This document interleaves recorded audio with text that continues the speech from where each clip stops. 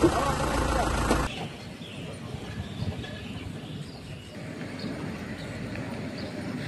পুৱতি নিশা আমাৰ নীলবাগান মুবাৰক বস্তিত যিখন দলং আছিলে দলংৰ ৰেলিংত গুৱাহাটীৰ পৰা লংকা অভিমুখে গৈ থকা এখন চুইফট ডিজায়াৰে খুন্দিয়া মাৰিছিলে আৰু 4জন আৰোহী আছিলে। তাৰ ভিতৰত 3জন থিতাতে নিহত হৈছে আৰু সংকটজনক অৱস্থাত এজন উদ্ধাৰ হৈছে আৰু যিজন জীৱিত আছে প্ৰথমতে তেওঁক হুজাই হাম হস্পিটেলত প্ৰেৰণ কৰা হৈছিলে।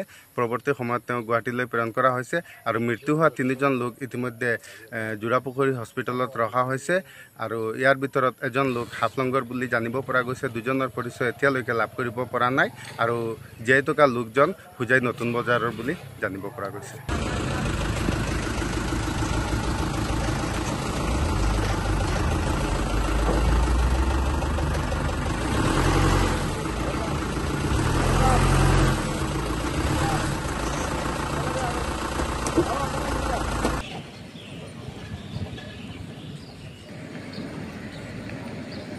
আজি পুৱতি নিশা আমাৰ নীলবাগান মুবাৰক বস্তিত যিখন দলং আছিলে দলংৰ ৰেলিংত গুৱাহাটীৰ পৰা লংকা অভিমুখে গৈ থকা এখন চুইফট ডিজায়াৰে খুন্দিয়া মাৰিছিলে আৰু 4জন আৰোহী আছিলে। তাৰ ভিতৰত 3জন থিতাতে নিহত হৈছে আৰু সংকটজনক অৱস্থাত এজন উদ্ধাৰ হৈছে আৰু যিজন জীৱিত আছে প্ৰথমতে তেওঁক হুজাই হাম হস্পিটেলত প্ৰেৰণ কৰা হৈছিলে।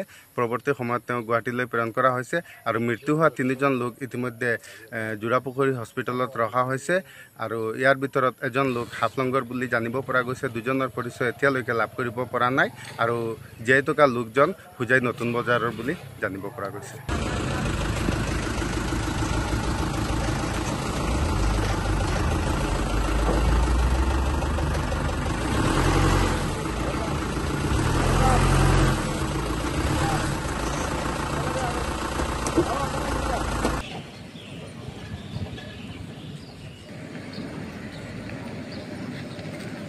আজি পুৱতি নিশা আমাৰ নীলবাগান মুবাৰক বস্তিত যিখন দলং আছিলে দলংৰ ৰেলিংত গুৱাহাটীৰ পৰা লংকা অভিমুখে গৈ থকা এখন চুইফট ডিজায়াৰে খুন্দিয়া মাৰিছিলে আৰু 4জন আৰোহী আছিলে। তাৰ ভিতৰত 3জন থিতাতে নিহত হৈছে আৰু সংকটজনক অৱস্থাত এজন উদ্ধাৰ হৈছে আৰু যিজন জীৱিত আছে প্ৰথমতে তেওঁক হুজাই হাম হস্পিটেলত প্ৰেৰণ কৰা হৈছিলে।